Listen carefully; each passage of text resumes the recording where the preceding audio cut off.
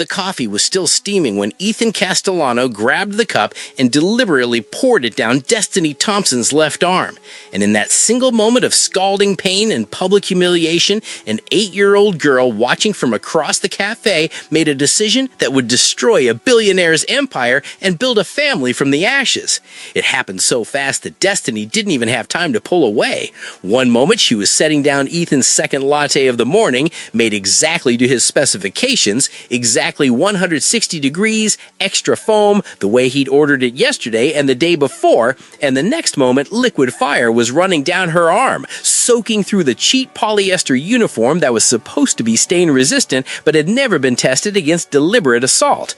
The pain didn't register immediately. First came the heat, then the wet, then the terrible understanding that this wasn't an accident, and finally the pain itself, white hot and spreading and so intense that her vision went white at the edges.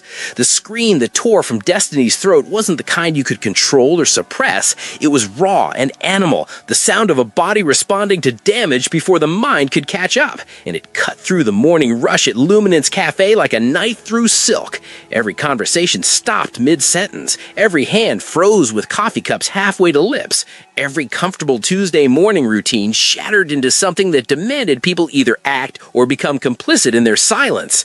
The cafe had been full of sound just seconds before. The hiss of the espresso machine, the gentle murmur of business meetings and friendly catch-ups, the clink of spoons against ceramic cups. But now there was nothing except the terrible echo of Destiny's pain and the sudden, suffocating quiet that came from 30 people simultaneously pretending they hadn't seen what they'd just seen. Destiny stumbled backward, clutching her left arm as the coffee continued its work.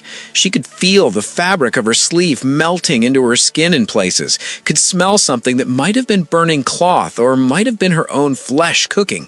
Her mouth opened to scream again, but what came out was more of a choked gasp, because her daughter was here, because Maya was watching, because she couldn't fall apart in front of her baby girl no matter how much it hurt. "Mama!" Maya's voice shattered the silence like glass breaking. The 8-year-old had been sitting at her usual corner table, the small 2-seater by the window where Destiny could keep an eye on her while she worked, doing her math homework the way she did every morning before school. She was supposed to be working on multiplication tables. She was supposed to be safe in her little corner, protected from the ugliness of the adult world for just a few more years. Instead, she'd just watched a man hurt her mother on purpose, and the terror in her voice made every person in that cafe flinch with shame. Maya's pink backpack, covered in unicorn stickers that she'd applied so carefully one by one, saving her allowance to buy them, slid off her chair as she jumped up. Her math workbook fell to the floor, pages scattering, the problems she'd been so proud of solving forgotten in an instant. Her light-up sneakers, the ones that blinked pink and purple with each step, the ones she'd begged for at the discount store, the ones Destiny had worked an extra shift to afford, flashed frantically as she ran. "Mama! Mama! Mama!" Maya was crying before she even reached her mother, tears already streaming down her round brown cheeks, her braided pigtails bouncing with each desperate step. She was small for 8, had always been small, and watching her run toward her injured mother with her little arms outstretched and her face crumpled in fear was the kind of image that would haunt everyone who saw it. "I'm okay, baby." Destiny's voice shook with the effort of lying, with the attempt to be strong, even as her arm felt like it was still on fire, even as she could feel blisters forming under the soaked fabric, even as her vision swam with pain and tears she refused to shed where her daughter could see. "I'm okay, just stay back. Don't look." But Maya was already there, already reaching for her mother with small, desperate hands that wanted to fix this, wanted to help, wanted to make the hurt go away the way Mama always made Maya's hurts go away, with kisses and Band-Aids and soft words. "Your arm, Mama, your arm is all red and it's wet and, Mama, you're shaking." "I know, baby, I know, but Mama's okay, I promise." Destiny was trying to hold her arm away from Maya, trying to shield her daughter from the sight of the damage, but Maya had already seen the way the skin was angry, red, and blistering, had already seen the way her mama's hands were trembling, had already seen the tears that Destiny was fighting so hard to keep from falling. You're not okay." Maya's voice went high and scared, the way it did when she had nightmares, when she woke up crying about monsters under the bed, except this time the monster was real and wearing an expensive suit and walking away like nothing had happened. "That man hurt you. He poured the hot coffee on you and... Her voice broke completely. "Mama, why did he do that? Why did he hurt you?" Destiny wanted to kneel down, wanted to hug her daughter, wanted to tell her that everything was going to be fine, but her arm was screaming and her head was spinning and she couldn't. She just couldn't. Ethan Castellano didn't even glance back. He was already pulling out his phone, already thumbing through messages with the casual indifference of someone who just swatted a fly rather than deliberately assaulted another human being. His designer shoes, Italian leather that cost more than Destiny made in 2 months, carried him toward the exit with the easy confidence of someone who'd never faced consequences for his actions, and never would. His suit was perfect. His hair was perfect. Everything about him screamed money and power and the absolute certainty that the world existed to serve him. Behind him, Destiny was biting her lips so hard she tasted blood, was holding her burned arm with her other hand and trying not to cry, trying not to scream, trying not to collapse. And Maya, sweet, brave, terrified Maya, was standing there looking between her injured mother and the man who'd hurt her, looking at all the adults in the cafe who were suddenly very interested in their phones or their newspapers or the fascinating pattern of tiles on the floor. "Mr. Castellano, please, I'm so sorry about this incident." The cafe manager came rushing over, but his attention wasn't on Destiny, who was still standing there clutching her burned arm, wasn't on Maya, who was crying and trying to help her mother. His attention was entirely on Ethan, on smoothing over whatever complaint might come from this, on protecting the cafe's relationship with a family whose displeasure could shut them down with a single phone call. "The coffee was disgusting," Ethan said, without even looking at the manager, his eyes still on his phone screen where he was texting someone something that was apparently more important than the woman he just assaulted. "Your staff clearly needs better training. This is unacceptable. My father will be hearing about this." "Of course, sir. Absolutely, sir. We'll take care of everything." The manager was practically bowing, his voice obsequious in a way that made Maya's small hands curl into fists, because even at 8 years old, she understood that this was wrong, that the bad man was being treated like the victim, while her mama, who'd been hurt, was being ignored. "See that you do." Ethan finally looked up from his phone, but his eyes didn't go to Maya or Destiny. They swept over them like they were furniture, like they were less than nothing, like they didn't even register as human beings worthy of acknowledgement. And comp my breakfast, obviously. 3 tables away, in the corner booth that everyone in Luminance Cafe had learned to avoid through some unspoken consensus, Baek Tae-yang set down his Korean newspaper with movements so deliberate they looked almost meditative. The paper, printed in Hangul, pages filled with news from Seoul that he read every morning to stay connected to a home he hadn't seen in 5 years, folded along its creases with precision that suggested military training, or maybe just the habits of a man who controlled everything in his environment, including how his newspaper sat on a cafe table. Beside his chair, Shadow lifted his massive head. The Belgian Malinois was all black and tan muscle, all focused intensity, the kind of working dog that made children point with excitement and adults cross the street to avoid. His ears came forward as he tracked the commotion across the cafe, the woman's scream, the child's cry, the man walking away, with the same precision as a predator watching potential prey. Shadow had been trained in 3 languages and could take down a grown man in under 4 seconds. But right now, he was simply waiting for his owner's signal, waiting to see if this situation required his particular skill set.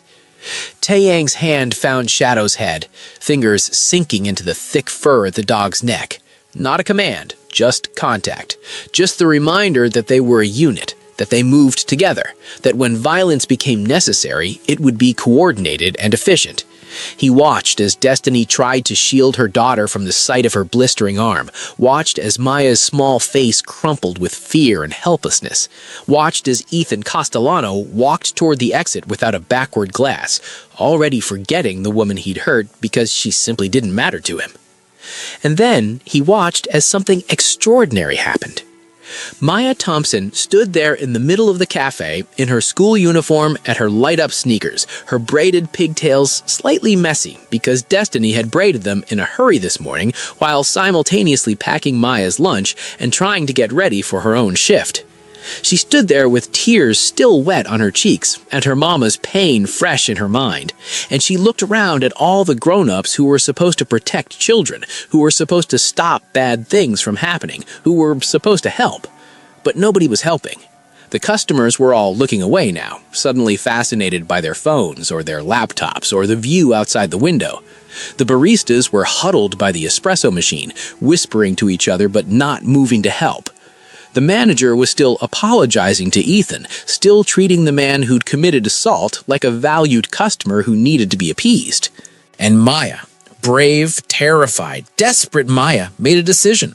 She turned away from her injured mother and looked directly at the man in the corner booth, at the man with the long blonde hair and the scary dog, at the man everyone was afraid to even look at.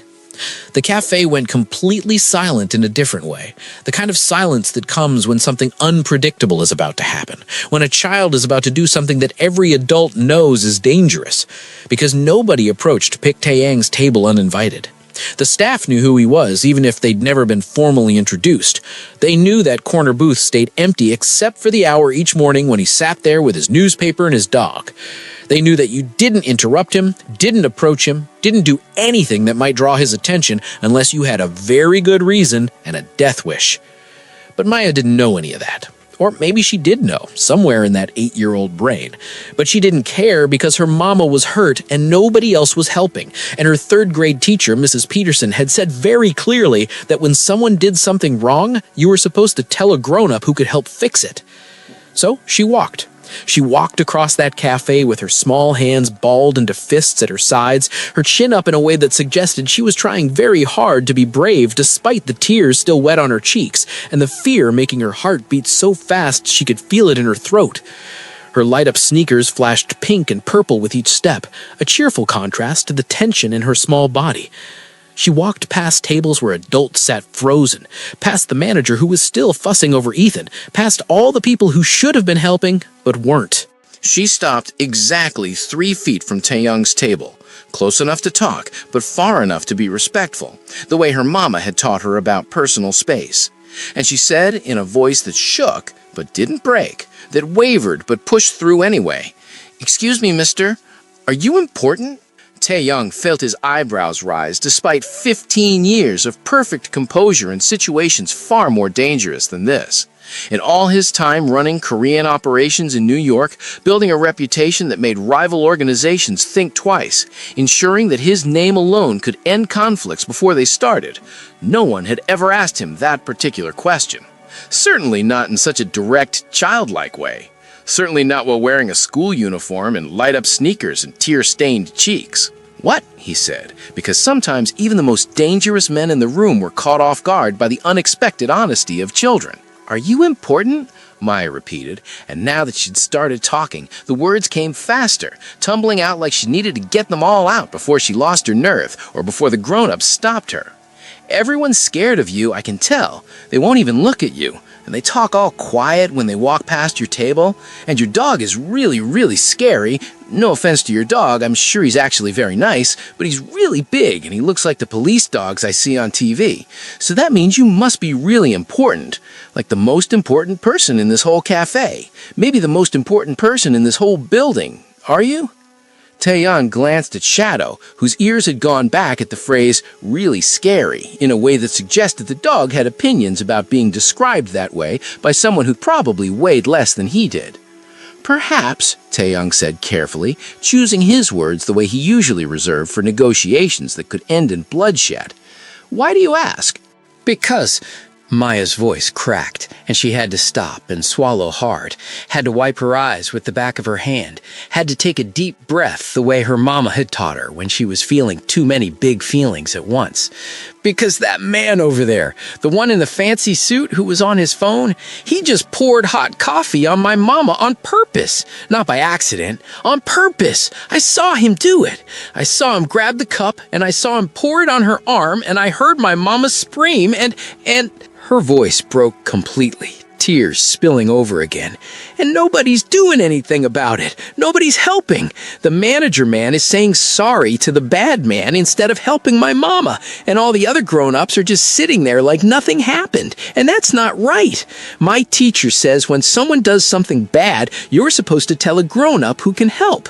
So I looked around for the most grown-uppest grown-up I could find. And you're the one everyone's scared of, which means you must be important, which means maybe you can help. Will you help my mama, please? She pointed with one small shaking hand toward her mother, where Destiny was still standing near the counter, now being quietly ushered toward the back by a concerned barista, while the manager continued apologizing to Ethan.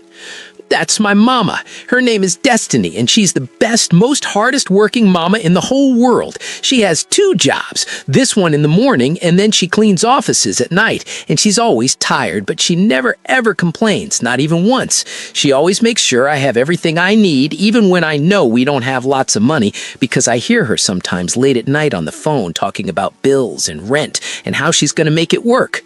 Maya's voice was getting higher, faster, more desperate. And that man hurt her just because he felt like it, just because he was mean, just because he could. And nobody's stopping him because everyone's scared of his daddy who has lots of money. But you look like you're not scared of anybody. So I'm telling you what happened. I'm telling you because somebody needs to stop bad people from doing bad things. Will you help? Please, please, please? Something in Taeyang's carefully constructed armor, the walls he'd built over 15 years of being the person everyone feared, cracked straight down the middle. "What's your name?" he asked, and his voice was gentler than it had been in longer than he could remember. "Maya Destiny Thompson," she said, straightening her shoulders like she was reciting something official, something important. "I'm 8 years old. Well, 8 3/4. My birthday's in March, so I'll be 9 pretty soon. 3/4 is almost a whole year, so it's important to be accurate." She pronounced the last word carefully, like it was a vocabulary word she'd learned recently and was proud of using correctly. Maya. Taeyang tasted the name, felt the weight of it. This brave little girl with the pink backpack and the light-up shoes who just walked up to the most dangerous man in the cafe to ask for justice. This child who believed that important people would help, that power could be used for good, that her mama's pain mattered. That's a very strong name. "It means illusion in some languages," Maya said, and for just a moment the fear in her expression was replaced by the kind of pride that children feel when they know something interesting. "But my mama says I'm real magic, not fake magic. She says I'm the most real, most important, most special thing in her whole entire life. That's what she tells me every single night before I go to sleep. She says, 'Maya, you're my real magic.' And then I say, 'I love you, Mama.' And then she says, 'I love you more.' And then I say, 'I love you most.' And then we both giggle." A fresh tear slid down her cheek. "Except now she's hurt, and I don't know how to fix it." Taeyang stood slowly, unfolding to his full height, and he was tall enough that Maya had to crane her neck all the way back to keep looking at him. But she didn't step away, didn't show fear, just kept looking at him with those big brown eyes that were still wet with tears, but that held an expectation, a belief, really, that he would help, because she'd asked, because her mama needed help, because that's what important people did when children were brave enough to ask them. "Go to your mother, Maya. Stay with her. Don't come back out into the cafe. I'll handle this." "You're going to help?" Maya's whole face lit up with so much hope, so much relief, so much pure trust that Taeyang felt something twist painfully in his chest. "You're really going to make everything better? You're going to make the bad man say sorry?" "Yes. I'm going to make sure everything is handled, but I need you to be brave and go be with your mama right now. Can you do that for me?" Okay. Maya nodded so hard her braids bounced. Okay, I can do that. I'm really good at being brave. Mama says I'm the bravest girl she knows. Then, before Taeyang could prepare himself, before he could step back or put up any kind of defense, Maya stepped forward and wrapped her small arms around his legs in a fierce hug. Her face pressed against his expensive suit pants, and her small body trembled slightly. Whether from fear or adrenaline or relief, he couldn't tell. And she said in a muffled voice, "Thank you, Mr. Important Man. Thank you so much. You're a good person. I can tell. You have kind eyes. That's how you know if someone's good or bad. You look at their eyes. Mama taught me that. And your eyes are kind. So you're good. Thank you for helping us." She let go and ran back toward her mother before Taeyang could figure out how to respond, her light-up sneakers flashing frantically, leaving him standing there in the middle of Luminance Cafe, feeling like he'd just been hit by something he didn't have a name for. Shadow made a sound that was definitely a whine now, and when Taeyang looked down, his dog was staring up at him with an expression that could only be described as judgment mixed with something that might have been concern. "Not a word," Taeyang said in Korean, his voice rough. "Not one word." Shadow's tail wagged once, a single thump against the floor, and Taeyang knew exactly what his dog was thinking. They were in trouble. That little girl with her brave heart and her light-up shoes and her absolute trust had just walked into their carefully controlled life and changed everything. But right now, there was a man walking toward the exit who needed to learn that money didn't make you untouchable. Right now, there was a lesson to be taught. Taeyang walked toward the door, and the crowd parted like water around a stone.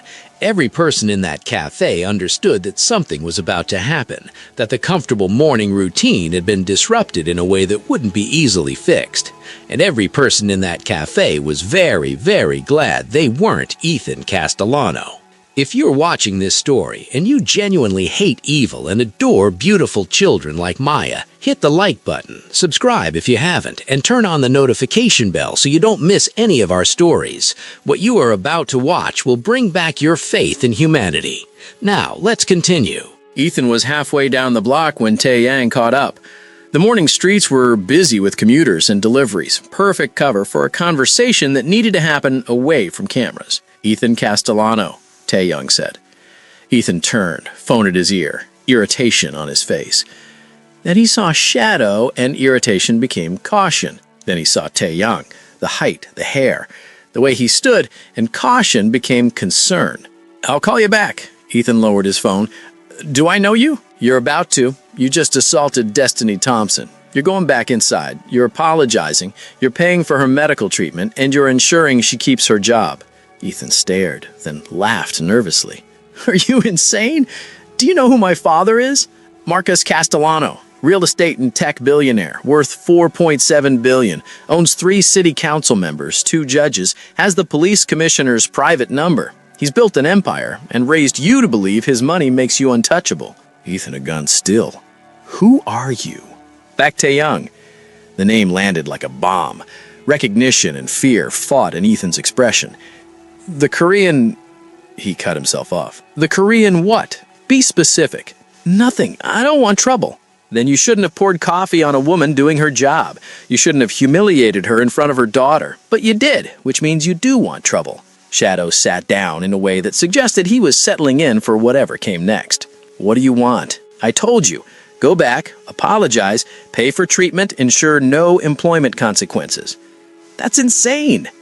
Taeyang moved fast. Suddenly, he was in Ethan's space, close enough that the younger man could see the absolute lack of emotion in his eyes. "This isn't negotiation. This is me telling you how the next 10 minutes go. You do what I say, or Shadow and I have a different conversation, the kind in an alley, the kind your father's lawyers can't fix." He stepped back. "Your father taught you money is power. True in some contexts, but there are other kinds, and right now I have all of them and you have none.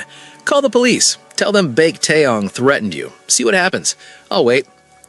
Ethan didn't move, didn't pull out his phone, just stood there breathing hard. "Fine," he finally said. "I'll go back. I'll apologize, but this isn't over."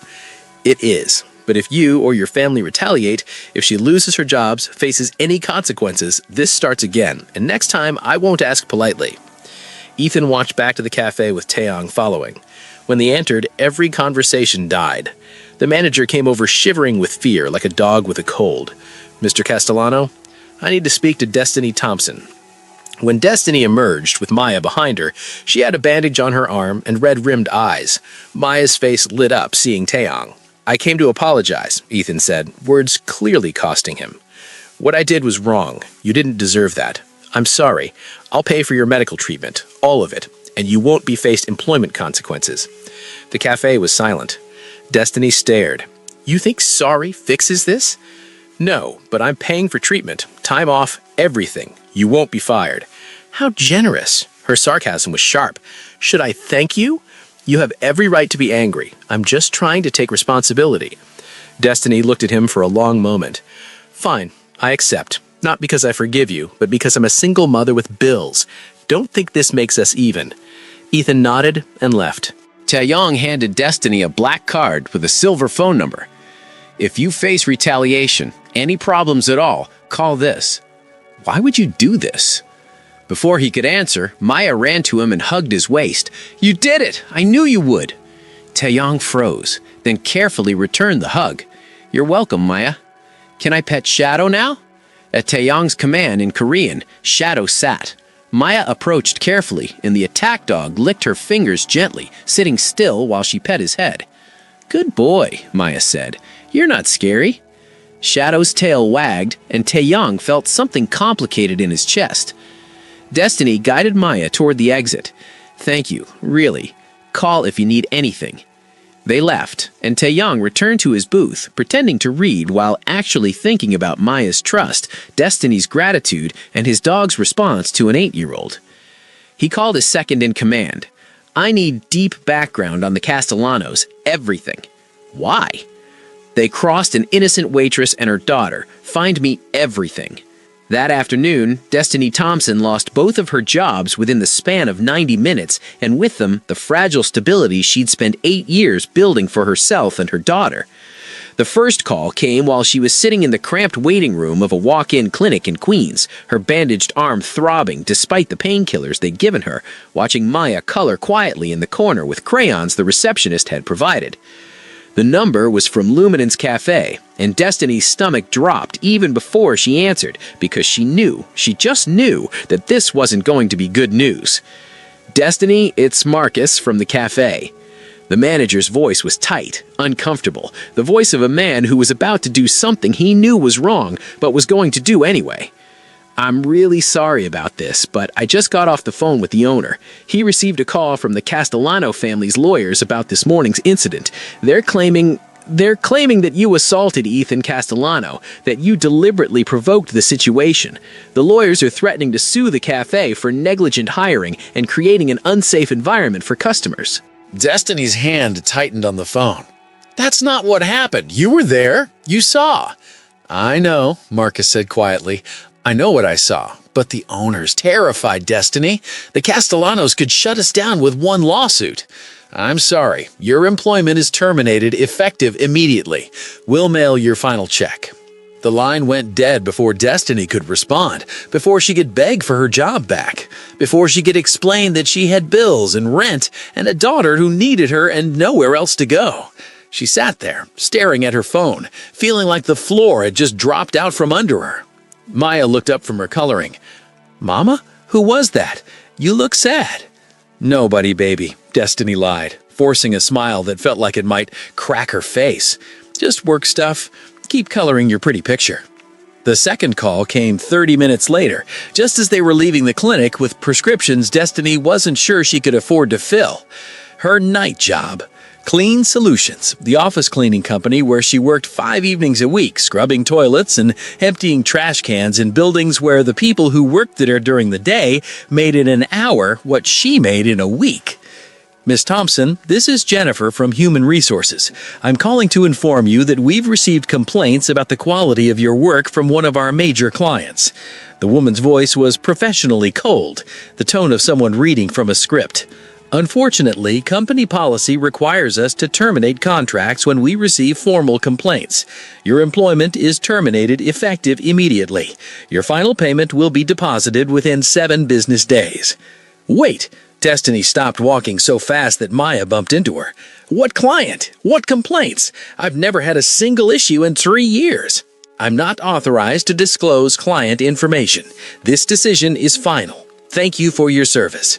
Click.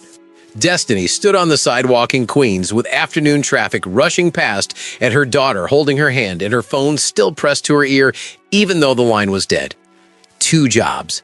Gone in less than 2 hours. And she knew with absolute certainty exactly who was behind it. Mama? Maya tugged on her hand. Are you okay? You're making your worried face. The one you make when bills come in the mail. I'm fine, sweetheart. Destiny's voice sounded hollow even to her own ears. Let's just get you home, okay? But even home wasn't safe anymore. An hour later, while Maya was having a snack at their tiny kitchen table, Destiny's phone buzzed with a text from an unknown number. Just 4 words that made her blood run cold. You should leave New York. No signature. No explanation, but the message was crystal clear. The Castellanos weren't done with her. This morning's forced apology had been just the beginning. Now came the real punishment. 10 minutes later, her banking app notification chimed. Her landlord had deposited her full security deposit, all $2,400 of it, back into her account. No explanation, no warning, which could only mean one thing. Her lease was being terminated. The Castellanos owned enough real estate or had enough influence over landlords that they could make her homeless with a single phone call. Destiny sat on her secondhand couch in the apartment she was about to lose, in the life that was crumbling around her, and she tried to figure out what the hell she was supposed to do. She had maybe $800 in her checking account after the security deposit. Rent was due in 9 days. She had no jobs, no references that wouldn't be tainted by whatever lies the Castellanos were spreading, and a daughter who was counting on her, who trusted her to keep them safe, who believed that Mama could fix anything. Her hand was shaking when she pulled out the black business card that the man from the cafe, Baek Tae-yong, had given her that morning. Just a phone number printed in silver on expensive cardstock. No name, no title, nothing to indicate who he was or what kind of help he could actually provide. But Maya had trusted him, had walked straight up to him and asked for help, and had been right to do so. Destiny dialed before she could talk herself out of it. 1 ring, 2 rings, then that same calm, deep voice from this morning. Yes? This is Destiny Thompson. Her voice was shaking and she hated it, hated sounding weak, hated that she was calling a stranger for help because she had nowhere else to turn. You told me to call if the Castellanos retaliated. They did. I lost both my jobs within 2 hours of leaving the cafe. My landlord just returned my security deposit, which means they're terminating my lease. I got a text from an unknown number telling me to leave New York, and Her voice broke. I have a daughter. I have bills. I have nowhere to go. I'm out of options. Can you help, please? Silence on the other end. Long enough that Destiny started to panic, started to think he'd hung up or changed his mind or decided she wasn't worth the trouble. Then, where are you right now? At my apartment in Queens. Why? I'm sending a car. It'll be there in 20 minutes. Black Mercedes, driver's name is Park. He'll show you identification.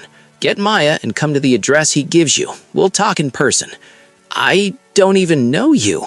I know. His voice was firm, but not unkind. But I'm asking you to trust me anyway. The Castellanos are moving fast, which means we need to move faster. 20 minutes, the car will be there. And Destiny. Yes, I'm sorry. This is my fault. I should have anticipated they'd respond this way. But I promise you, I'm gonna fix this. You're not losing your home. You're not leaving New York. You're not facing any of this alone. Do you understand? Something in his voice, the certainty, the authority, the absolute conviction made Destiny believe him even though believing him was probably stupid. Okay, 20 minutes, we'll be ready. She hung up and looked at Maya, who was watching her with those too knowing eyes that 8-year-olds shouldn't have. Pack your backpack, baby. We're going somewhere. Where? To see the important man from the cafe, the one with the pretty dog. Maya's whole face lit up.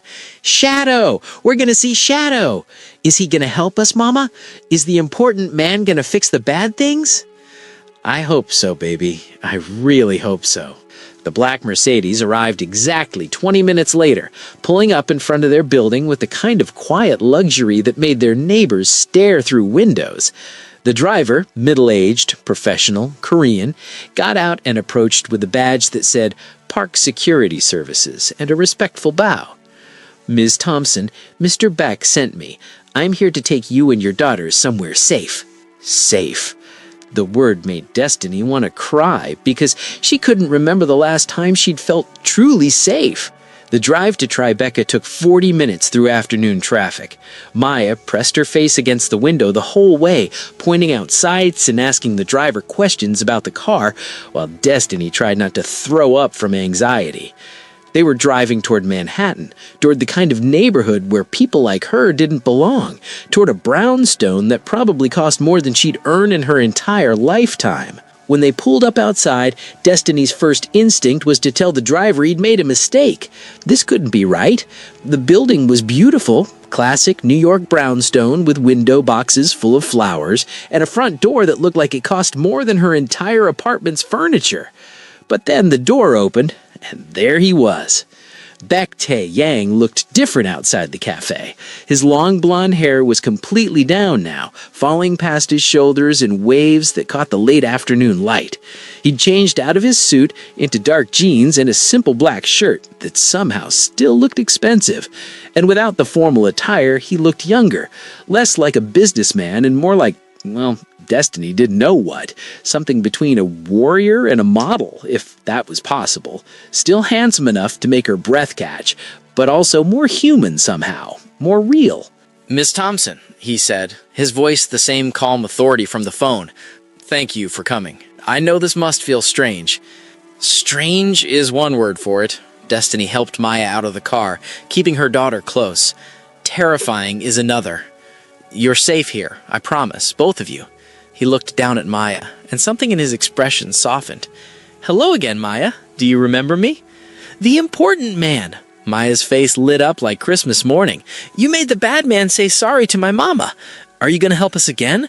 Mama said we lost our apartment and her jobs and everything's scary now, but you're going to fix it, right?" "I'm going to try my best," Tae-young said seriously, speaking to her like she was an adult rather than a child. "Would you like to come inside? Shadow is here. He's been waiting to see you again." "Shadow!" Maya practically vibrated with excitement. "Can I pet him? For real this time? Not just quick pets, but like actual playing?" "If your mother says it's okay, yes, you can play with Shadow as much as you want." They went inside, and the brownstone was even more impressive than the exterior suggested. Hardwood floors, high ceilings, artwork on the walls that looked expensive. But it also felt lived in somehow. There were books on shelves, a jacket thrown over a chair, the kind of small human touches that suggested this wasn't just a showpiece, but an actual home. And there, in the middle of the living room, was Shadow. The massive Belgian Malinois was lying on a dog bed that was easily 4 feet long, but the moment he saw Maya, his head came up and his tail started wagging. Tae-young said something in Korean, a command that Destiny didn't understand, and Shadow stood and walked toward them with his tail still wagging. "Mama, can I—" Maya was already bouncing on her toes, already reaching out toward the dog. "If Mr. Back says it's safe, he won't hurt her," Tae-young said quietly. "Shadow, this is Maya. She's a friend. Gentle." The last word was in English, but clearly a command, because Shadow immediately sat down and offered his paw to Maya in a handshake. Maya squealed with delight and shook the massive paw with both her small hands. "You remember me!" Maya dropped to her knees and threw her arms around Shadow's neck in a hug that would have gotten her bitten by most dogs, but Shadow just sat there tolerating it with the patience of a saint. "You're such a good boy, the best boy. Are we going to be friends now? Can I play with you?" Tae-yang pulled out a basket from beside the couch, a basket that Destiny was shocked to see was full of dog toys. Ropes, balls, squeaky toys, the whole works. Shadow has toys if you want to play with him. There's also books and coloring supplies in that corner if you get bored. And if you're hungry, there's snacks in the kitchen. "You have toys for Shadow?" Maya looked up at him with wide, impressed eyes. "That's so cool. My friend Emma has a dog, and he only has 2 toys. Shadow has like 1,000,000. "Shadow is spoiled," Tae-yang admitted with the ghost of a smile. "He deserves it, though. He works hard." While Maya dove into the toy basket, with Shadow following her every move with what could only be described as devoted patience, Taeyang turned to Destiny and gestured toward a sitting area. "Can we talk? I need to explain some things." Destiny followed him to a pair of leather chairs positioned near windows that overlooked a small garden. From here, she could still see Maya playing with Shadow, could still keep her daughter in sight, which made it slightly easier to breathe. "I need to be honest with you about who I am and what I do. You deserve to know what you're walking into before you make any decisions." "Okay," Destiny said, because what else was there to say? I run Korean operations in New York. Protection rackets, information brokerage, enforcement services.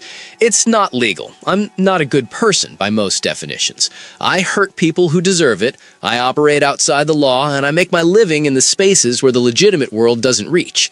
He met her eyes steadily. I'm what most people would call a criminal, what the police would definitely call a criminal. But I protect people the system fails, and I balance scales that the law won't touch. That's what I do. That's who I am. Destiny processed this. On some level, she'd already known. You didn't get a corner booth where everyone was afraid to approach you by being a regular businessman. Are you going to hurt me or Maya? Never. The word was immediate, absolute. I would die before I let anything happen to either of you. Then I don't care what you do for a living. Destiny meant it. The system has never protected people like me. Why should I care if you operate outside it? Something flickered in Taeyang's expression. Respect, maybe, or surprise. The Castellanos aren't going to stop. What happened today is just the beginning. Marcus Castellano is going to want to send a message about what happens when someone crosses his family. He'll make your life impossible, blacklist you from employment, pressure landlords, make it so you can't survive in this city. He'll squeeze you until you have no choice but to leave New York or accept whatever settlement his lawyers offer in exchange for signing away your right to sue for what Ethan did. Destiny's hands clenched in her lap. So what do? You let me help you. I own a restaurant in Koreatown, high-end Korean cuisine, very successful. I need someone to manage the front-of-house operations, customer relations, reservations, staff management, that kind of thing. The salary is 3 times what you were making at both your previous jobs combined, plus full health insurance, dental, paid time off, regular hours so you can be home with Maya in the evenings. Destiny's mind reeled, trying to process the numbers. 3 times what she'd been making would mean actual stability. That would mean Maya could have new shoes when she needed them, not just when Destiny could scrape together the money.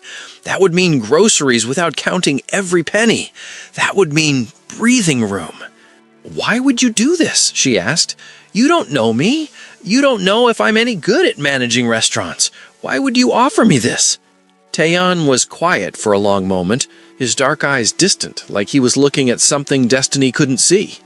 "This morning, your daughter did something extraordinary. She walked up to the most dangerous person in that cafe, the person everyone else was afraid to even look at, and she asked me for help. She was terrified. I could see her hands shaking, but she did it anyway, because her mother was hurt, and she believed that important people would help if you just asked them." He looked at Maya, who was now trying to teach Shadow to roll over while the massive attack dog tolerantly flopped onto his side to humor her. "I've spent 15 years being the person everyone fears, being the villain in everyone else's story, building a reputation that keeps me safe because it keeps everyone else afraid. And then this 8-year-old girl looked at me and saw something different. She saw a protector instead of a threat. She called me a good person." His voice went rough. "I didn't realize how much I'd missed being that, being someone who helps instead of someone who hurts." Destiny felt tears prick her eyes. "You're doing this because of Maya." "I'm doing this because your daughter reminded me that there are people worth protecting, because you both deserve better than what the system gives you, because Marcus Castellano shouldn't be allowed to destroy someone's life just to prove a point." He leaned forward slightly. "But I need you to understand, if you accept my help, if you work for me, you become part of my world. That means Marcus Castellano can't touch you because you're under my protection. But it also means you might become a target. It means... I don't care, Destiny interrupted. I don't care about the risks. My daughter is already a target just because some entitled asshole decided to pour coffee on me. At least this way we have someone protecting us. At least this way we have a chance. So yes, I'll take the job. I'll work for you. I'll accept your protection because Maya needs me and I can't protect her by myself anymore. Taeyang studied her face for a moment, then nodded slowly. Okay, then we're agreed. You start at the restaurant on Monday. I'll have my assistant set up your paperwork. As for your apartment situation, I can find something. There's an apartment above the restaurant. 2 bedrooms, fully furnished, available immediately. I own the building. No rent. It's part of the compensation package for management. Destiny's jaw dropped. That's too much. It's practical. The restaurant operates late. Having the manager on site makes sense, and it's safer. Marcus won't try anything if you're living in a building I own. He stood up. Let Maya play with Shadow while I show you the apartment. It's a short drive. But Maya, Shadow will keep her safe. He's very good at his job, and my assistant is here. She'll supervise. As if summoned, a Korean woman in her 50s appeared from the kitchen. Yorang? Mrs. Kim, this is Destiny Thompson and her daughter Maya. Can you keep an eye on Maya while I show Miss Thompson the restaurant? Of course, Mrs. Kim smiled warmly at Destiny. I have granddaughters Maya's age. I know how to handle 8-year-olds. She'll be fine. 20 minutes later, Destiny was standing in what was apparently going to be her new home, and she had to actively work to keep from crying. The apartment above Heimaji Restaurant was beautiful. Hardwood floors, modern kitchen, 2 actual bedrooms with real beds, a living room with a couch that didn't have any mysterious stains. It was easily 3 times the size of their current apartment, and infinitely nicer. The furniture stays, Taeyang said, watching her look around. Mrs. Kim will help you get settled when you're ready to move. Tomorrow, if you want. The lease termination your landlord filed won't go through immediately. You probably have 2 weeks before you have to be out. But the sooner you're here, the safer you'll be. I don't know what to say, Destiny whispered. This is too much. This is taking care of people who need taking care of, Tang Yang said simply. That's all. Nothing more complicated than that. They returned to the brownstone, where Maya was now lying on the floor with her head pillowed on Shadow's side, reading a picture book out loud to the dog, who was listening with every appearance of rapt attention. And then the princess told the dragon that maybe if he tried being nice instead of scary, people would want to be his friend, Maya was saying seriously. And the dragon thought about it and said, okay, I'll try being nice. And you know what? It worked. Everyone wanted to be his friend once they knew he wasn't going to eat them. The end. She closed the book and looked at Shadow. Do you think that's how it works with you? Like, you look really scary, but you're actually super nice. So once people know you won't eat them, they'll want to be your friend. Shadow's tail thumped against the floor, and Maya giggled. I thought so. You're just like the dragon. Scary on the outside, but nice on the inside. Destiny felt her heart clench. This was what Maya needed. Safety, stability, the chance to be a child instead of worrying about whether they'd have food or a place to live. And this dangerous stranger was offering her exactly that. Over the next 2 weeks, Destiny learned what it meant to work for Baek Taeyang. The restaurant was upscale and successful, with a staff who initially seemed wary of the new manager their boss had hired, but who quickly warmed up when they realized Destiny actually knew what she was doing and treated them with respect. The pay was exactly what Taeyang had promised, enough that Destiny opened a savings account for the first time in her life, and Maya thrived. Every day after school, Maya would come to the restaurant and do her homework at a table in Taeyang's office upstairs. Shadow became her constant companion, following the little girl everywhere with devoted patience. The restaurant staff adored her, bringing her snacks and teaching her Korean words and treating her like she was everyone's little sister.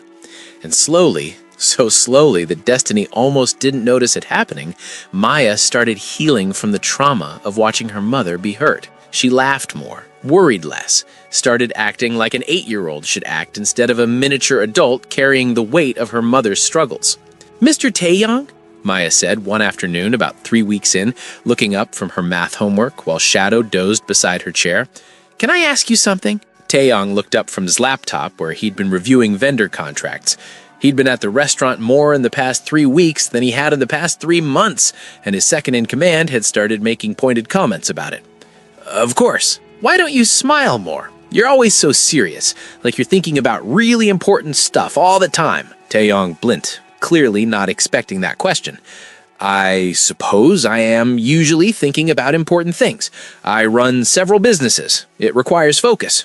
But don't you ever just want to, I don't know, do fun stuff? Like play with Shadow or eat ice cream or tell jokes?" Maya cocked her head to the side in that bird-like way children had.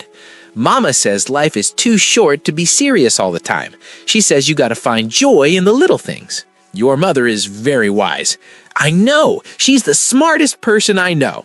Well, except maybe you. You seem pretty smart too. But smart people can still have fun, right?" "Right," Taeyong agreed, his lips quirking in what might have been the beginning of a smile. "So prove it," Maya declared. "Tell me a joke, right now. A funny one." "I don't know any jokes." "What?" Maya looked scandalized. "Everyone knows jokes. Even Shadow probably knows jokes, and he's a dog." "Shadow definitely doesn't know jokes." "How do you know? Have you asked him?" Maya turned to Shadow. "Shadow, do you know any jokes?" Shadow lifted his head and made a small woof sound, and Maya gasped. "See? He says yes. Shadow knows jokes and you don't. That's so sad." And then something remarkable happened. Taeyong laughed. Actually laughed. It wasn't a big laugh, more of a surprised chuckle. But Destiny, who'd been working at her desk on the other side of the office, looked up in shock, because in 3 weeks she'd never heard him make that sound. "Okay," Taeyong said, still smiling slightly. "I'll learn some jokes. Will that satisfy you?" "Yes, but they have to be good jokes, not grown-up boring jokes, kid jokes, the funny kind." "I'll do my best." From that day forward, something shifted. Maya seemed to make it her personal mission to get Taeyong to smile, to laugh, to be less serious. She told him terrible knock-knock jokes that she learned at school. She showed him magic tricks that didn't work. She convinced him to play endless games of hide-and-seek with Shadow in the restaurant after closing. And Taeyong, the dangerous man who everyone feared, who'd built an empire in the shadows, who could end someone's life with a single phone call, played along. He let Maya paint his nails with her art supplies. He sat through long explanations of her favorite TV shows. He listened to her read chapter books out loud while Shadow snoozed between them. Destiny watched it all with something like wonder. This wasn't attraction or romance or anything complicated like that. This was just watching someone she thought was made of ice slowly thaw because an 8-year-old girl had decided he needed a friend. Late one evening after Maya had fallen asleep on the office couch with her head on Shadow's side, Destiny and Taeyong sat together reviewing the next week's reservations. "Thank you," Destiny said quietly, "for everything. The job, the apartment, putting up with Maya's chaos.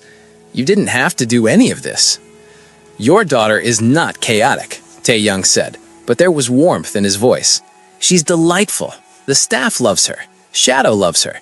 Even Mrs. Kim says she's never seen such a well-behaved 8-year-old. Mrs. Kim clearly hasn't witnessed the sock puppet show Maya tried to stage last week using your important business papers as props. The sock puppet show was very creative. The sock puppet show nearly gave me a heart attack." But Destiny was smiling. "Seriously, though, thank you. You've given us stability, safety. Maya hasn't worried about whether we'll have food or a place to sleep in weeks. That's everything to me." Taeyong was quiet for a moment. "Can I ask you something?" "Of course. Why do people fear me, but Maya doesn't? Everyone who works here is terrified of me. Don't deny it. I know they are. But Maya walks up to me like I'm just another adult, like I'm safe. How does she do that?"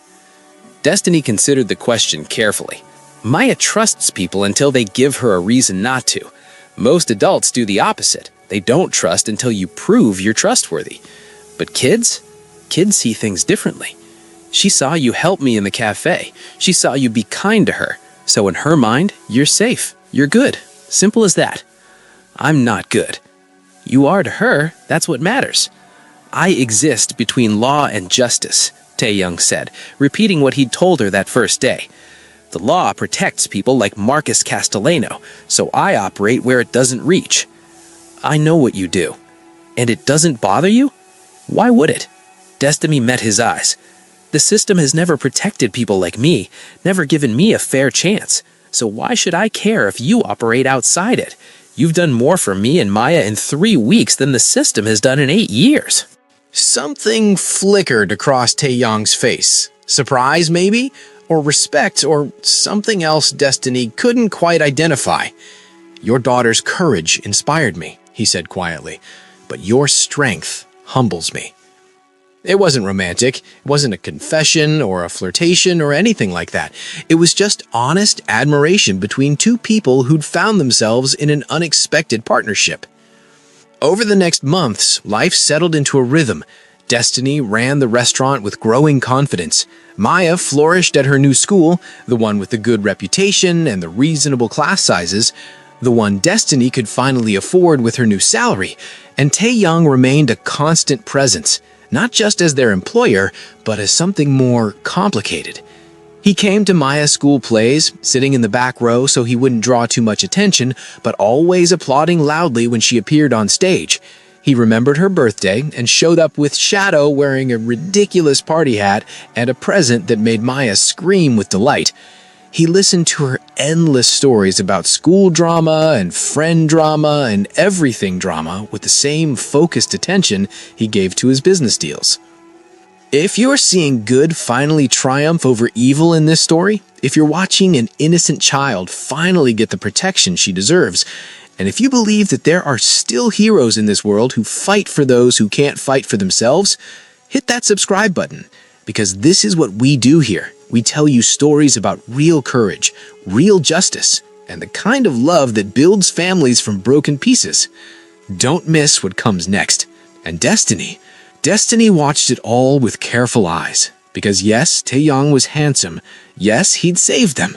Yes, she felt gratitude and respect and maybe the beginning of something else. But she was also a single mother who'd learned the hard way that trusting men was dangerous, that depending on anyone was dangerous, and the only person she could truly count on was herself. So she kept her distance emotionally, even as they grew closer practically. They worked well together, they co-parented Maya in a way, though neither of them said it out loud. But romance? That was too risky, too complicated, too likely to blow up in her face and hurt Maya in the process. Besides, men like Taeyong didn't fall for women like her. That's what Destiny told herself. He was helping them because Maya had inspired him, because he had his own reasons for wanting to take down the Castellanos, not because he had feelings for Destiny. Except, then came the retaliation. 4 months after that morning in the cafe, Destiny's phone buzzed with a text from an unknown number while she was reviewing inventory in the restaurant office. She opened it without thinking, and her blood turned to ice. It was a photo of Maya, her daughter, walking out of her new school, her pink backpack on her shoulders. The photo had been taken that afternoon. She could tell by Maya's outfit, the same clothes she'd left the apartment in that morning. And underneath the photo, a single line of text. "Back off from baked Taeyong, or your daughter pays the price."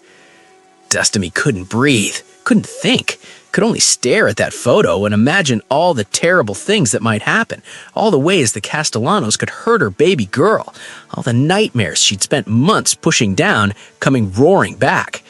Her hands were shaking so badly she could barely dial Taeyong's number. He answered on the first ring. "Destiny? What's wrong?" "They sent me a photo." Her voice didn't sound like her voice. It was too high, too thin, too scared. "Of Maya leaving school today. They said..." She couldn't even repeat it. "Send me the photo. Where are you?" "At the restaurant. Taeyong, they know where she goes to school. They've been watching her. They..." "Stay there. Lock the doors. Don't leave the office. I'm 10 minutes away." He was there in 8, bursting through the office door with Shadow at his side and 2 men in dark suits behind him. Destiny had never seen him look like this. His face was absolutely cold, his eyes like chips of ice, every line of his body radiating controlled fury. "Show me," he said. Destiny handed him her phone with shaking hands, watched as he read the message and studied the photo, his jaw tightening with each second. "They made a mistake," he said quietly, and there was something in his voice that made Destiny shiver. They should have come after me. Coming after Maya? He looked up, met her eyes. They just declared war. He made a series of phone calls in rapid Korean, his voice clipped and commanding. Then he turned back to Destiny. Starting tomorrow, Maya has protection. 2 guards, plain clothes, who will maintain distance but will always have her in sight. She won't know they're there unless there's a problem. When she's at the restaurant or in the apartment, Shadow stays with her. When I can't be here personally, Shadow is her protection. She's safe? Destiny's voice broke. Can you actually keep her safe, or are you just telling me what I want to hear? Tae-young knelt down so he was at her eye level, and he took her shaking hands in his steady ones. I will die before I let anyone hurt Maya. Do you understand me? I will burn this entire city to the ground before I let them touch her. She's safe, I promise you. And Destiny believed him. Maybe because she needed to, or maybe because there was absolute conviction in his eyes. But she believed him. That night, after Maya had been picked up by Mrs. Kim and taken to the apartment upstairs where Shadow now stood guard, after the restaurant had closed and the staff had gone home, Tae-young sat in his office and began making different kinds of phone calls. He called in every favor he'd accumulated over 15 years. He activated a network of informants and investigators and specialists who owed him their careers or their lives or both. And he began the systematic process of digging into the Castellano empire to find its weak points, its secrets, its vulnerabilities. Because Marcus Castellano had made a fatal mistake. He'd threatened a child. And Tae-young was going to teach him exactly what happened when you threatened someone he'd decided to protect. The investigation took 3 weeks. What they found was damning enough to destroy 100 empires. Marcus Castellano wasn't just a real estate and tech billionaire. He ran an extensive network of illegal labor operations throughout Brooklyn and Queens. Warehouses where undocumented immigrants were held in conditions that qualified as human trafficking. Workers forced to labor for pennies or nothing, threatened with deportation if they complained, living in squalor while Castellano's legitimate businesses profited from their exploitation. 43 people in forced labor conditions across 5 warehouses. Families torn apart. Children growing up in shadows, hidden from schools and doctors and any semblance of normal life. All of it protected by Castellano money and Castellano lawyers and the systematic corruption of officials who looked the other way. We're not just stopping them, Tae-young told his second-in-command as they reviewed the evidence they'd compiled. We're destroying them completely. Marcus, Ethan, their entire operation. We're tearing it down to the foundation. When Destiny found out about the forced labor operations, when she saw the photos of the conditions, the documentation of children living in warehouses, the testimonies from workers who'd tried to escape and been beaten, she insisted on helping. They threatened my daughter, she said, her voice steady despite the rage in her eyes. This is my fight too. Tell me how I can help. Tae-young tried to argue, tried to insist she stay out of the dangerous parts, but Destiny was immovable. In the end, she became their operations coordinator, using her organizational skills to help structure the logistics of the raid, the worker evacuations, the coordination with federal authorities who could be trusted. They worked late nights in Tae-young's office, reviewing plans and contingencies, while Maya slept upstairs with Shadow on guard duty. And in those quiet hours, bent over maps and documents and lists of names that needed protection, something shifted between them. Not romance exactly, something deeper than that. Partnership, trust, the recognition that they were fighting for the same things: justice, protection, the safety of people who couldn't protect themselves. The raid happened on a Tuesday night, exactly 5 months after that morning in the cafe. Tae-young's team moved with military precision, hitting all 5 warehouses simultaneously. They breached the main facility in Red Hook at exactly 2 a.m., finding 43 people in conditions that made Destiny cry when she saw the photos later. Families huddled together in shipping containers, children who hadn't seen sunlight in months, workers with injuries from industrial accidents that had never been treated. The liberation was efficient and thorough. Workers were immediately provided with medical care, legal assistance, emergency housing through organizations that specialized in trafficking victims. Evidence was collected, financial records, illegal contracts, documentation that showed the full scope of Castellano operations. And Ethan Castellano, who had been overseeing the main warehouse that night, was caught trying to flee.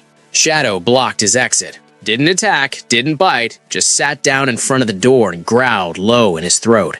Ethan took one look at the massive dog and froze. "You can't do this," Ethan said when Tae-Yang appeared behind him. "My father." "Your father is finished, and you're gonna help finish him." They got Ethan on video confessing everything: the labor operations, the financial crimes, the explicit orders from his father to maintain the warehouses by any means necessary. Ethan confessed thinking it might save him, thinking cooperation would mean a lighter sentence, not realizing he was ensuring both his and his father's destruction. The evidence went everywhere simultaneously. Federal authorities received complete documentation. Trusted journalists received the full story. Immigration lawyers received lists of victims and evidence needed for their protection and legal status. By dawn, it was everywhere. Every news channel, every newspaper, every website. Castellano empire built on human trafficking. Billionaire arrested in forced labor scandal. Workers freed from modern slavery in Brooklyn. Marcus Castellano was arrested in his penthouse at 6 a.m. Federal agents with warrants for racketeering, forced labor, conspiracy to commit human trafficking, and a dozen other charges. The footage was on every channel. Marcus in handcuffs, being led out of his building while reporters shouted questions and cameras flashed. Ethan took a plea deal, testified against his father in exchange for a reduced sentence. The Castellano empire collapsed in spectacular fashion. Assets frozen, business partners fleeing, politicians suddenly claiming they'd never heard the name Castellano and certainly hadn't taken any campaign donations. The freed workers received compensation from seized assets, legal status, job placement assistance. A victims fund was established to help them rebuild their lives. Not perfect, not enough to erase what had been done to them, but something. A start. In the restaurant, Destiny watched the news coverage while Maya slept upstairs with Shadow beside her. She watched Marcus Castellano's perp walk, watched the empire crumble, watched justice finally being served. When Tae-Yang returned at dawn, exhausted but victorious, Destiny was waiting. "You did it," she said simply. "They destroyed themselves," Tae-Yang replied, his voice rough with exhaustion. "I just documented it. Maya's safe now." "You both are. The Castellanos are finished. Marcus will spend the rest of his life in prison. Ethan got 8 years. Neither of them will ever threaten anyone again." Upstairs, they heard a small voice call out, "Is Tae-Yang back? I heard the door." Moments later, Maya appeared on the stairs in her unicorn pajamas, Shadow close behind her. When she saw the TV, saw the news coverage of Marcus Castellano being arrested, her eyes went wide. "You did that?" she asked Tae-Yang. "You stopped the bad man? The one who hurt all those people in the warehouses?" "I had help. Your mother helped. A lot of people helped. But you led them, right? You were like the captain of the good guys." Maya's face was shining with something close to worship. "You saved all those people. You're a real superhero, not just a pretend one." "I'm not." "You are!" Maya ran down the stairs and launched herself at him, and Tae-Yang caught her automatically, lifting her up even though he had to be exhausted. "You saved people who couldn't save themselves. That's what superheroes do. And you protected me and Mama when the bad people tried to hurt us. And now the bad people are in jail forever and ever." She hugged him tight, and over her head, Tae-Yang met Destiny's eyes. There was something in that look. Exhaustion and relief, and the beginning of something neither of them was quite ready to name. Over the next 6 months, life transformed in ways none of them could have predicted. The restaurant thrived under Destiny's management, expanding to include a weekend brunch service that became so popular they had to take reservations weeks in advance. Maya continued to flourish, her confidence growing as the months passed and nothing bad happened, as she slowly learned to believe that they were really, truly safe now. And Tae-Yang became a permanent fixture in their lives in ways that had nothing to do with employment. He came to Maya's school art show, standing in the back of the classroom while Maya gave him a tour of every single painting with the kind of detailed explanation that only 8-year-olds could provide. He taught her basic Korean phrases, laughing when she insisted on teaching shadow commands in Korean so the dog would be bilingual. He showed up on Saturday mornings with bagels and a willingness to watch whatever animated movie Maya had decided was essential viewing. Maya adored him. That was obvious to anyone with eyes. She'd started a campaign to get Taeyang and Destiny together, with all the subtlety of a hurricane and twice the determination. "You know," Maya said one evening during dinner at the restaurant after closing, strategically positioning herself between Taeyang and Destiny, "my friend Zoe's mom has a boyfriend and they hold hands sometimes. Do you guys ever hold hands?" Destiny nearly choked on her water. "Maya! What? It's just a question." Maya looked between them with wide, innocent eyes that weren't innocent at all. "Because you're together all the time, and you work together, and Taeyang comes to all my school stuff like a dad would, so I was just wondering if maybe you're like, together. "We're friends," Destiny said firmly, even though her cheeks were burning. "And colleagues, that's all." "Oh." Maya looked disappointed. Then she brightened. "But you could be together though, right? Like, there's no rule that says friends can't become boyfriend-girlfriend." "Maya, that's enough. I'm just saying, you'd be really good together. And then Shadow could officially be my dog too, instead of just Taeyong's dog. And we could all live in the same place, and it would be like a real family." Under the table, Shadow's tail thumped against the floor like he was voting in favor of this plan. "How about you focus on your math homework instead of my personal life?" Destiny suggested. But she couldn't quite look at Taeyong, couldn't quite meet his eyes because Maya had just said out loud what Destiny had been trying very hard not to think about. Later that night, after Maya had gone to bed in the apartment upstairs, Destiny and Taeyong sat in his office finishing up paperwork. "I'm sorry about Maya's interrogation at dinner," Destiny said, not looking up from the reservation book she was reviewing. "She's been watching too many romantic comedies with Mrs. Kim." "She's 8, Taeyong said. "She sees 2 adults who spend a lot of time together, and her brain tries to make sense of it in the context she understands. It's natural. Still, I'll talk to her about boundaries." "Don't." Taeyong subbed down the contract he'd been reading. "She's not wrong that we spend a lot of time together, or that I care about both of you. That's not something to discourage." Destiny looked at him. "Taeyong, we need to be realistic here. You're my employer. You saved us from the Castellanos. I'm grateful. God, I'm so grateful I don't even have words for it. But that doesn't mean we should... Maya getting ideas about us being together is only going to end in disappointment for her. Better to shut it down now before she builds it into some fantasy." "Is it a fantasy, the idea of us being together?" Destiny's heart did something complicated in her chest. "It has to be. Look at our lives, Taeyong. You're you. I'm a single mother who was a waitress 6 months ago. You could have anyone you wanted. Why would you want someone with all my baggage and complications? Because you're strong and brave and you love your daughter with a fierceness that humbles me," Taeyong said. "Because you've never once asked me for anything beyond what I offered. Because you look at me and see a person, not a reputation. Because Maya is the most extraordinary child I've ever met, and she's extraordinary because you raised her that way." He paused. "And because somewhere in the last 6 months, you both became the most important people in my life, and I don't know when that happened, but I don't want to undo it." Destiny couldn't breathe. "Taeyong, I'm not asking you to decide anything right now," he said. "I'm just telling you the truth, so you know, so you can think about it. And so Maya's not completely wrong when she asks if we could be together. He left before Destiny could respond, and she sat there in his office for a long time, trying to figure out what the hell she was supposed to do with that information. Over the next months, things continued without any formal relationship discussion, but something had shifted. Small touches that lingered, conversations that went deeper, moments where their eyes met and held, and something unspoken passed between them. And Maya, bless her relentless little heart, continued her campaign with the persistence of a campaign manager. You know what Shadow needs? Maya announced one Saturday morning while they were all at the park. Destiny, Taeyong, Maya, and Shadow, who is currently serving as a very patient pony for Maya to lean on.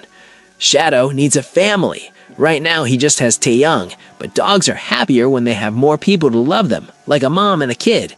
I'm just saying. Subtle, Destiny muttered. I don't know what that means, Maya said cheerfully, but I do know that Shadow loves me almost as much as he loves Taeyong, which means he wants me to be part of his family. Right, Shadow?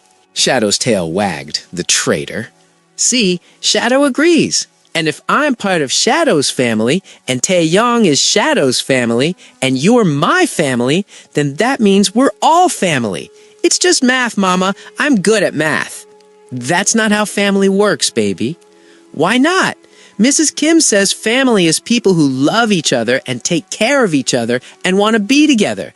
And we love each other and take care of each other and want to be together. So, family. Destiny looked helplessly at Taeyong, who was trying very hard not to smile.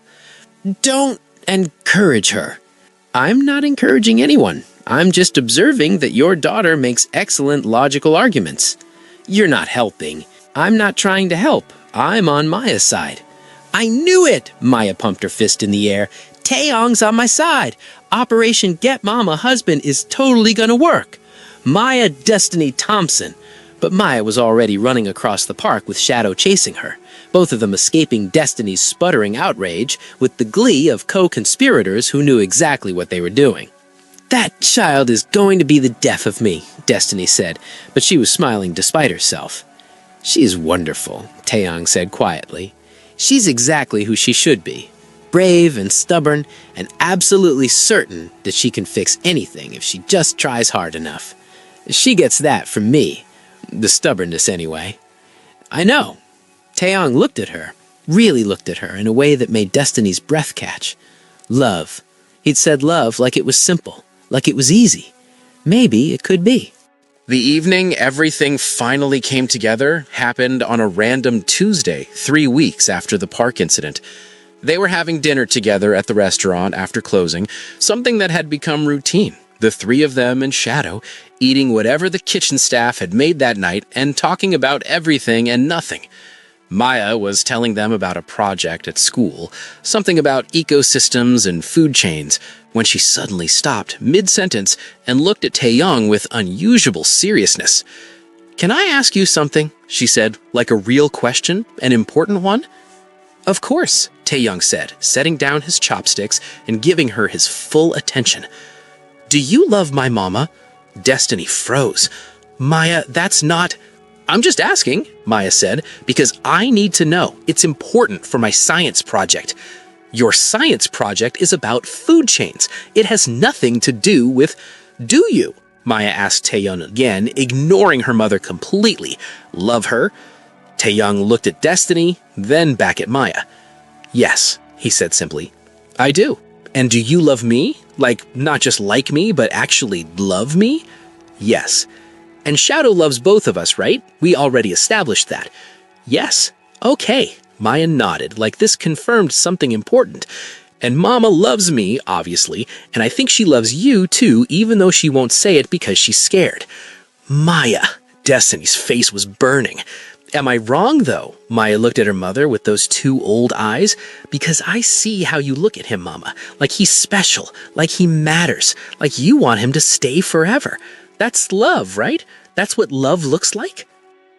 Destiny opened her mouth, closed it, looked at Taeyong, who was watching her with an expression she couldn't quite read. Because here's the thing," Maya continued, apparently not done with her dissertation. "I love Taeyong, like really love him. Not just because he saved us, or because he's nice, or because he let me teach Shadow tricks, but because he makes Mama smile when she thinks nobody's looking. And because he comes to all my school stuff even though he's really busy, and because Shadow loves him.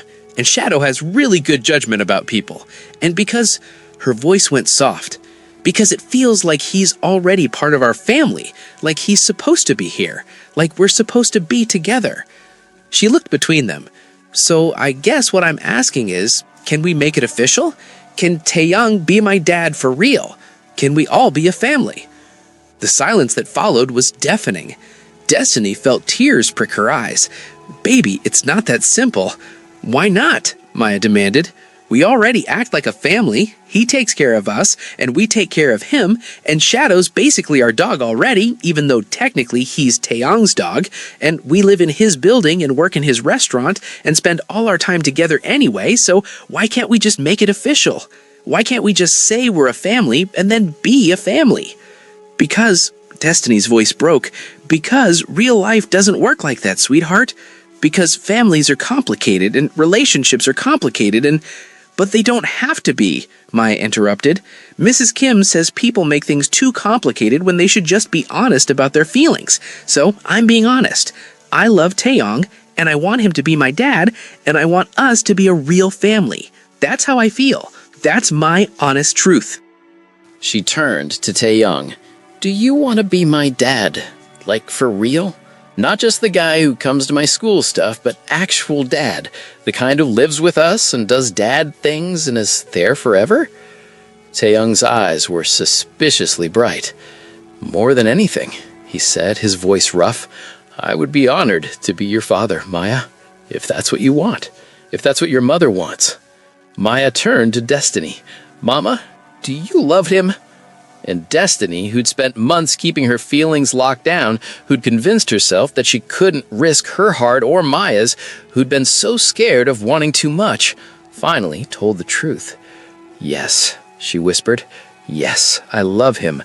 I've loved him for months. I was just too scared to say it." "Why were you scared?"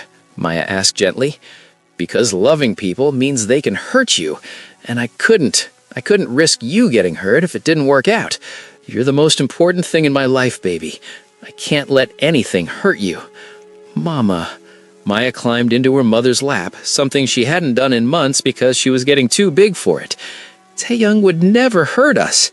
He's one of the good ones. I know it. Shadow knows it. Even Mrs. Kim knows it, and she's known him the longest. You're the only one who doesn't seem to know it." She wrapped her arms around Destiny's neck. "It's okay to be happy, Mama. It's okay to let people love us. We deserve good things. You taught me that." Destiny was crying now, couldn't help it, and when Taeyong knelt beside her chair and took her hand, she didn't pull away. "Your daughter is the wisest person I know," he said quietly, "and she's right about all of it. I love you. I love Maya. I want to be part of this family officially. Not just the guy who comes to school things, not just your employer or your friend or whatever complicated label we've been using. I want to be yours, both of yours, if you'll have me." "Yes," Destiny said through her tears. "Yes, we'll have you. We already have you. We have for months." Maya squealed and threw her arms around both of them, and Shadow apparently decided this was a group hug situation because he pushed his way into the middle and everyone ended up in a pile on the floor of the restaurant, laughing and crying and holding each other. "Does this mean Operation Get Mama Husband worked?" Maya asked. "Yes," Taeyang said, smiling. "It worked. You're an excellent matchmaker." "I knew it! I told Shadow it would work. Didn't I tell you, Shadow?" Shadow barked once, his tail wagging so hard his entire back end was wiggling. "See? Shadow agrees. We're a family now. A real one." And they were. 6 months later, Taeyang had a ring and a plan. He'd asked Maya first, of course, because she was the one who'd brought them together. They'd gone to the park, just the two of them and Shadow, and he'd explained what he wanted to do, asked if she'd be okay with it, asked for her blessing. Maya had literally screamed with excitement and then made him promise she could help pick the ring because Mama has very specific taste in jewelry and you need expert advice. So when Taeyang proposed to Destiny on the balcony of the apartment above the restaurant, with the city lights spread below them and Shadow sitting at attention nearby, Maya was watching from the window inside, practically vibrating with anticipation. "Destiny Thompson," Taeyang said, holding the ring he and Maya had picked out together, a simple band with a single diamond, elegant and understated, exactly what Destiny would have chosen for herself. "6 months ago, your daughter walked up to me in a cafe and asked me to help. She changed my life. You both changed my life. You reminded me what it means to be someone who protects instead of someone who threatens, someone who builds instead of someone who destroys. And I... Yes, Destiny interrupted, tears already streaming down her face. Yes, I'll marry you. Yes, 1,000 times yes. I haven't finished my speech. I don't care. I don't need a speech. I just need you. Both of you. She looked toward the window where Maya was now openly watching with Shadow beside her. All of you. That's my answer. Yes. He slipped the ring on her finger and kissed her, while behind them, inside the apartment, they could hear Maya's triumphant yell of, "Operation Get Mama Husband complete! Shadow, we did it!" The wedding was small. Just family and the restaurant staff and a few of Taeyong's trusted people. Maya was the flower girl and took her job with deadly seriousness, making sure every single petal was exactly where it should be. Shadow was the ring bearer, carrying a small basket in his mouth with the same dignity he brought to all his tasks. When the officiant asked if anyone objected, Maya raised her hand. Everyone froze. "I object," Maya announced, "to waiting any longer. Can they please kiss now? I've been waiting for this since, forever." The laughter that followed was full of love and joy, and when Taeyong finally did kiss his bride, with their daughter and their dog watching, it felt like every broken piece had finally found where it belonged. The coffee had been hot enough to burn that morning 6 months ago, but what came after? The protection, the family, the love that grew slowly from trust and partnership was worth every risk, every fear, every moment of doubt. Marcus Castellano served 18 years in federal prison. Ethan served 8. The freed workers built new lives with the support they deserved. And an 8-year-old girl who'd been brave enough to ask the most dangerous man in a cafe for help got everything she'd wished for. A family that loved her. A mother who was finally happy. A father who proved that sometimes the most dangerous people were the ones most worth trusting. And a dog named Shadow who let her dress him in ridiculous outfits and never once complained. Because sometimes being dangerous just meant being dangerous to people who deserved it. And sometimes the bravest thing you could do was ask for help from a stranger who turned out to be exactly what you needed. And sometimes love didn't look like fireworks or grand gestures. Sometimes it looked like a man learning to smile again because an 8-year-old insisted he tell jokes. Sometimes it looked like a single mother finally trusting someone else to carry some of the weight. Sometimes it looked like a family built from broken pieces, held together by a brave little girl, a patient dog, and the kind of love that grew slowly, steadily into something unbreakable. If you made it all the way to the end of this story, if you believe that good can triumph over evil, that families can be built from courage and choice rather than just blood, and that sometimes the most unexpected people become your heroes, then you're exactly the kind of person we create these stories for. Subscribe to our channel because we're going to keep bringing you stories about real justice, real courage, and the kind of love that changes everything. This is where good wins. This is where brave little girls get the families they deserve. This is where you belong. K Afro Tales. The weak will become strong one day.